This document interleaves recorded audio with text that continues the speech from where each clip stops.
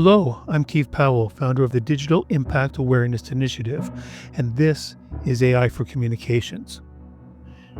This podcast is an extension of my Substack, also called AI for Communications, which you can find at aiforcomms.substack.com, and is meant to provide communications and other related professionals the tools they need to effectively and responsibly use AI in their work. This week's episode explains why it's important to learn to use AI in communications work, and I'm going to start by being blunt. You need to become fluent in artificial intelligence, not only in just how to use it in your work, but also in the governance and ethics of its use. Here's why. You've probably been there. Quote, anyone can do communications, unquote.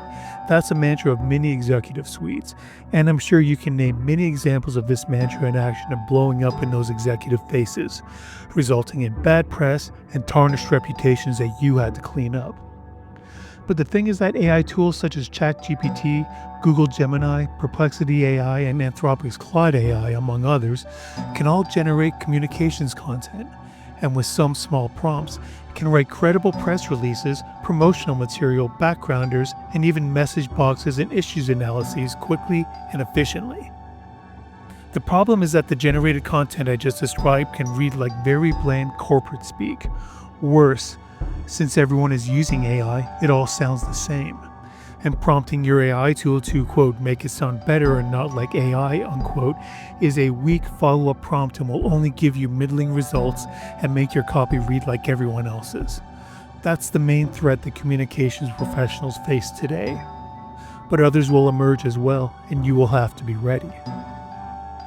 That's not to say that you can't use AI to generate this content so it sounds like your brand, and I'll address this in a future post, but it's fairly time-consuming up front and requires regular review and maintenance to ensure your brand's safety.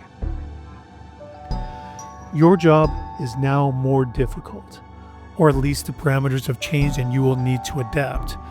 You must not only create communication strategies that strengthen your company or organization's corporate image, but manage the threats that are becoming more prevalent thanks to the ability of malicious actors to create misinformation and disinformation at scale.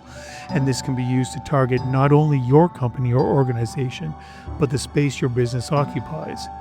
Think medical disinformation or election interference. The AI companies are getting better at stopping these actors from making this type of content, but in my research with the DIAI, I have found that some tools have simple workarounds, and others have controls that are so tight they will eventually have to be loosened to be usable for use in a business or public sector context. I've developed an AI communications framework that covers all of this and more, which I will roll out in future posts. So it is my hope that you will find this useful in the development of your communication strategies and implementation. So what do you think? How are you using AI in your communications practice? Are you? And if you're not, why not? Please let me know in the comments or in my Substack. And thank you for listening. If you found this podcast helpful, please give it a like or a review, and also please subscribe. We are available wherever you find your podcasts. Our newsletter can be found at aiforcomms.substack.com. AI for Communications is a project of the Digital Impact Awareness Initiative and hosted by me, Keith Powell. You will find more information about the DIAI at diai.digital. Thanks again for listening, and we will see you next time.